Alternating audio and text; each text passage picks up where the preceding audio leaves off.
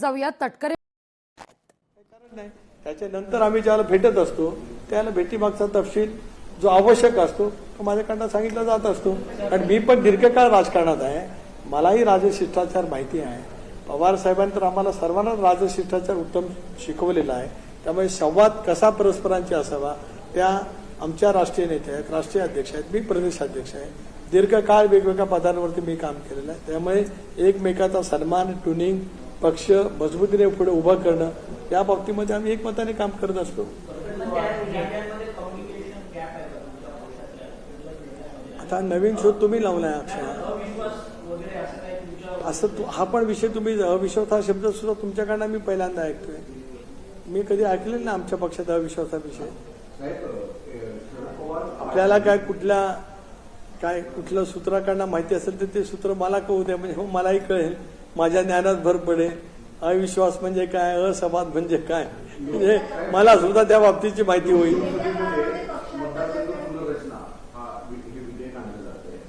तुमच्या पार्टीचं समर्थन आता एनडीएच्या बैठक सुद्धा आहे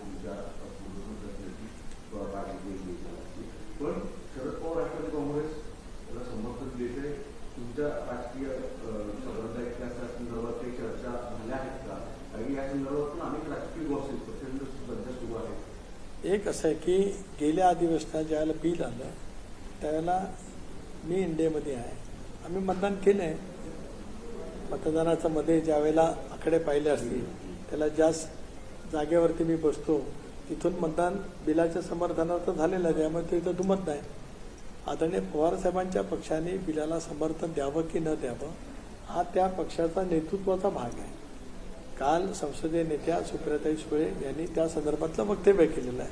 त्यांचा पक्ष आहे, त्यांचा त्या संदर्भातली जी काय भूमिका आहे, उलट त्यांनी त्याच्यातलं जे मी मांडलं ते ऐकलं आपल्या वाहिन्यांच्या मार्फत की त्या युपीएच्या नेत्याची चर्चा करणार आहेत. एक बिल आल्याच्या नंतर त्याच्यात काय नेमका अंतर्भाव आहे ते बघणार आहेत आणि 24 तासात त्यांची भूमिका ते मांडणार आहेत. त्यामुळे त्यांची भूमिका स्वतंत्रपणाने मांडण्याचा जो अधिकार आहे त्याबद्दल ते मांडतील. काही आज चौथ्यांदा सभागृहात आहेत, उत्तम संसदपटू आहेत आणि पक्षाची भूमिका घेण्याची क्लॅरिटी त्यांच्या नेतृत्वाकडे त्यांच्याकडे आहे.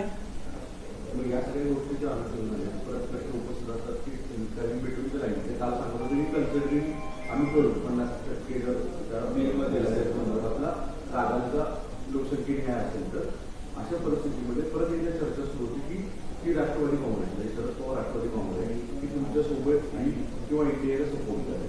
तर याबाबत तुमचं काय आहे? याबाबत काही चर्चाच नाही. बिलाला समर्थन करणं म्हणजे इंडियामध्ये येणं असं होत नाही. अनेक बिलं एकमताने पास होतात आत्ताही सभागृहामध्ये. याचा अर्थ युपीए काय इंडियामध्ये विलीन झाली का? तर नाही. काही बिलं ज्यावेळेला देशाच्या व्यापक हिताच्या दृष्टीतून महत्वाची असतात ही बिलं एकमताने पास होतात. 14 सालापासून मोदी साहेबांच्या नेतृत्वाखाली देशामध्ये सरकार आल्यापासून बरीपैकी बिलं ही एकमताने पास झाले. काही बिलांच्या बाबतीमध्ये संयुक्त चिकित्सा समितीकडे जात असतं, जॉईंट सिलेक्ट कमिटीकडे जात असतं, त्याच्यातही सर्व पक्ष असतात आणि जॉईंट सिलेक्ट कमिटीकडून एकमताने आलेली बिलं सुद्धा एकमताने पास होतात. त्याच्यामुळे बिलाला समर्थन आणि मग इंडियामध्ये सहभाग या दोन बाबी भिन्न आहेत. एक दुसरा पण प्रश्न विचारला की त्यांचा दुसरी राजकीय भूमिका काय, तर ती एकदा ते नेतृत्व इतकं सक्षम असल्यामुळे त्याची स्पष्टता त्यांच्याकडनं मिळेल.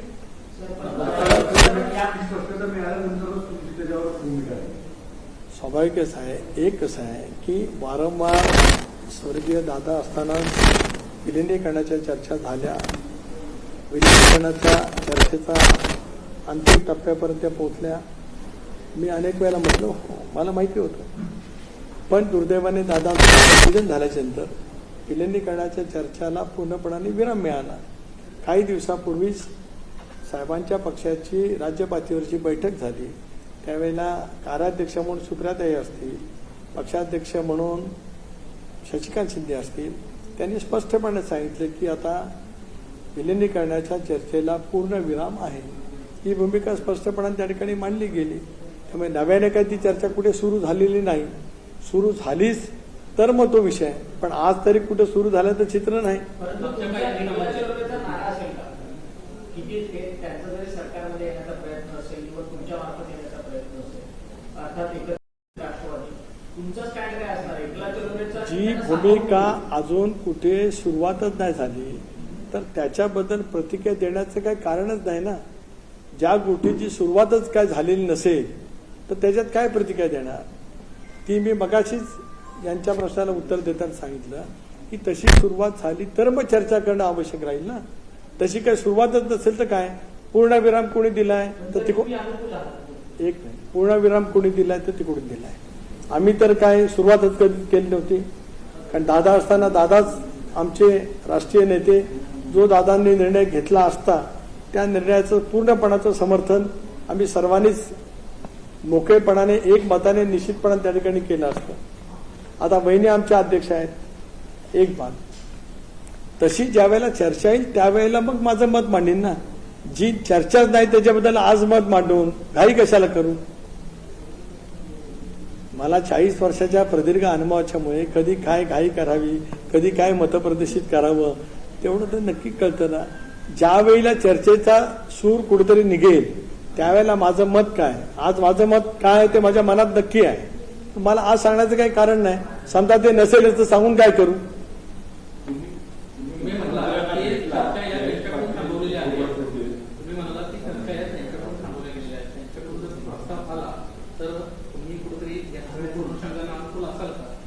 मी तेच म्हटलं येणारच आहे की नाही प्रस्ताव याचीच माहिती नाही तर मी अनुकूल आणि प्रतिकूलचा विषय काय येतो?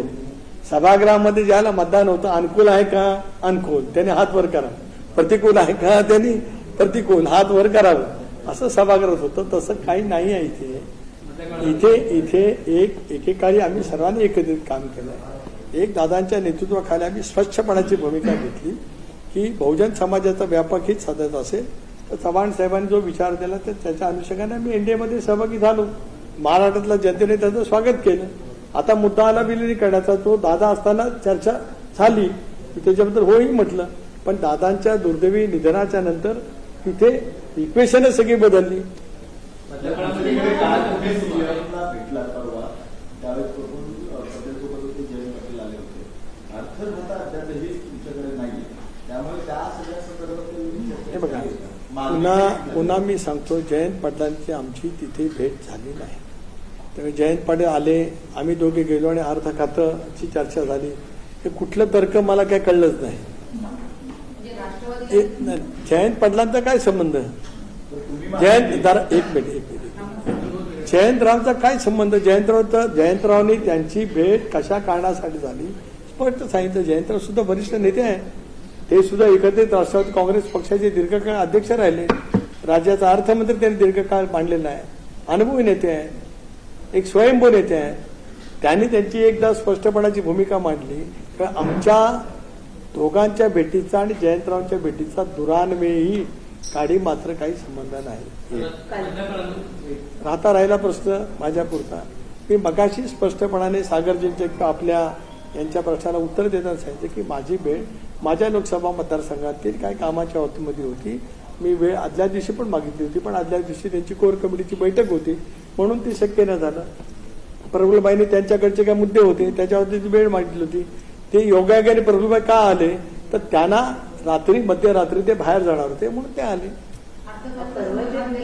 2 दिवसांपूर्वी जो नोटिसीचा मुद्दा आला होता त्याच्या संदर्भामध्ये काही चर्चा झाली की उत्तर देण्याचं किंवा न देण्याचं काही ठरलंय? काल आम्ही जरूर त्या विषयावरती चर्चा झाली. आता रविवारी मी पण दिल्लीत असेल, पार्थ पवार पण दिल्लीत असेल कारण अधिवेशन सुरू होत आहे. प्रफुल्लबाई पण दिल्लीत असतील सोमवारपासून. त्यावेळेला या विषयावरती आम्ही दिल्लीमध्ये चर्चा करू. काल या विषयावरती कोर कमिटीमध्ये चर्चा झालेली आहे. मुख्यमंत्र्यांच्या बरोबरती एकत्रितपणाने बहिणींच्या नेतृत्वाखाली आम्ही भेटणार आहोत. अनेक बाबींच्या वरती मुख्यमंत्र्यांच्या जो आम्हाला चर्चा करायची आहे त्या अनेक विषयांच्या मध्ये अनेक बाबींमध्ये अर्थ विभाग हा सुद्धा त्याच्यामध्ये आहे.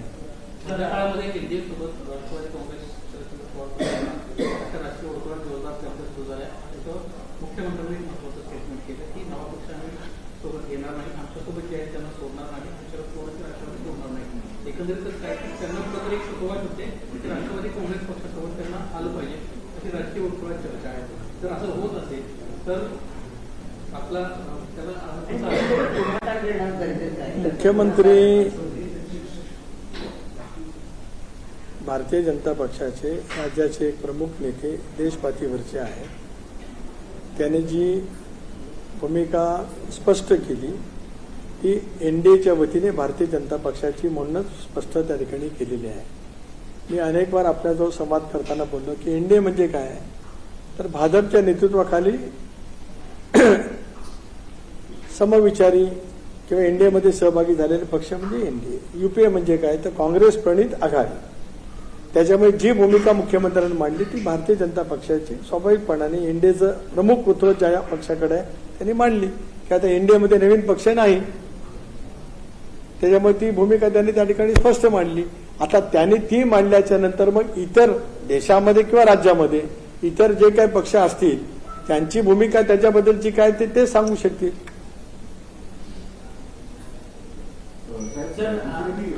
राज्यातल्या काही संघटनात्मक बदल कुठे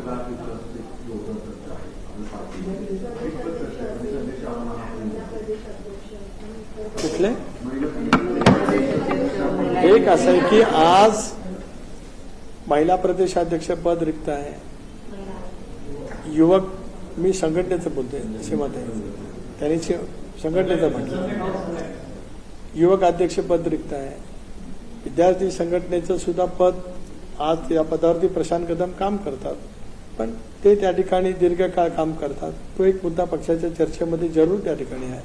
तिसरं, युवती संघटनेमध्ये सुद्धा संध्या चव्हाणांनी काम करतात, पण त्याही संदर्भामध्ये पक्षामध्ये चर्चा सुरू आहे. शक्य आहे कदाचित त्या बाबतीमध्ये निर्णय पक्षाच्या कोर कमिटीमध्ये बसून होऊ शकतो. त्याही बाबतीमध्ये मधल्या कालावधीमध्ये चर्चा झाली, परंतु मग या सगळ्या निवडणुका लागल्याच्यामुळे त्याचं अंतिम स्वरूप होऊ शकलं नाही. लवकरच त्या बाबतीमध्ये आम्ही सगळेजण कुरुंगूप म्हणून बसू आणि मुंबईच्या संदर्भातला निर्णय त्या ठिकाणी करू.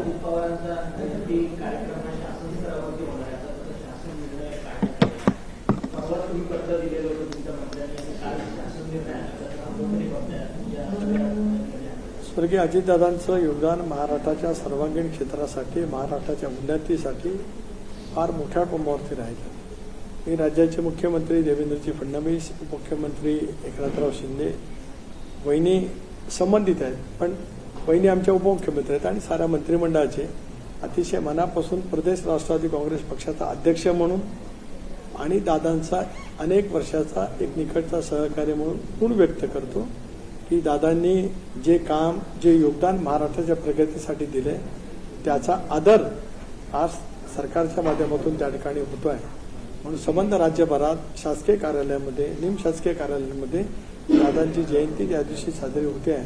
आम्हा सर्वांच्यासाठी तो क्लेशकारक, वेदनाकारी क्षण आहेच, पण आमच्या नेतृत्वाने केलेलं काम अभिमानास्पद आहे. याचा सुद्धा आम्हाला सर्वांनाच एक वेगळ्या भावना आमच्या प्रत्येकाच्या मनामध्ये आहे. अजितदादांचा तुम्ही जयंती उत्सव सर्व राज्यभर साजरा करणार कार्यक्रम आमदारांना सुद्धा घेतला, परंतु आमदारांची तुमच्या पक्षातल्या आमदारांची नाराजी पाहायला मिळते की तुमच्या पक्षातल्या नेत्यांकडनं असे निर्णय दिले गेलेले आहेत या जयंती कार्यक्रमामध्ये की अजित पवारांचा एकच फोटो जो आहे तो सेम फोटो सगळ्या मतदारसंघात बॅनरवरती लावावा, त्याचे जिओ टॅगिंग करावे वगैरे अशा पद्धतीचे काही निर्णय पक्षातल्या नेत्यांकडनं देण्यात आले आहेत. नाही, या संदर्भामध्ये पक्षाचे आमदार, माजी आमदार, खासदार यांची एक एकत्रित बैठक मंत्र्यांच्या सहित देवगिरी बंगल्यावरती 15 दिवसापूर्वी झाली. ॲट लेंथ आम्ही चर्चा केली. मी स्वतःच दादांच्या जयंती दिनाच्या निमित्ताने सप्ताह जो काही साजरा केला जाणार आहे त्याच्या कार्यक्रमाची चर्चा आम्ही पक्षांतर्गत त्या बैठकीमध्ये केली. त्याप्रमाणे माझं जे काही पक्षाचा अध्यक्ष म्हणून सगळ्या जिल्हाध्यक्ष, आमदार, माजी आमदार, पक्षाचे उमेदवार यांना जे पत्र जायचं आहे त्याचा मसुदा शिवाजीरावांनी तयार करून दिला होता, ते गेलेलं आहे. प्रत्येकजण अतिशय आपुलकीने, श्रद्धेने दादांच्या संदर्भातलं जयंतीचा कार्यक्रम 7 दिवस त्या ठिकाणी आपापल्या मतदारसंघात आणि राज्यभरामध्ये त्या ठिकाणी होणार आहे. त्याच्यामुळे काय तुम्ही म्हटलं तसं टॅगिंग वगैरे काही नाही. ठीक आहे, काही वेळेला आपण एक दादांचा एक फोटो असा आहे की जो प्रत्येकाला दादा समोर जात असं वाटत असतं. त्याच्यामुळे आम्ही चर्चा करत असताना करत असतो की कुठला फोटो अधिक लोकांच्या मनामध्ये दादांच्या प्रति प्रत्येकाच्या मनात आहेच भावना, त्या अधिक उच्चंबळून आल्यासारख्या तो दिवस त्यांच्या आठवणीचा आहे आणि त्याच्यामुळे ते एकंदरीत आम्ही चर्चा करतच असतो नेहमी. लोकशाही मराठी ऐका, पहा, जागरूक रहा.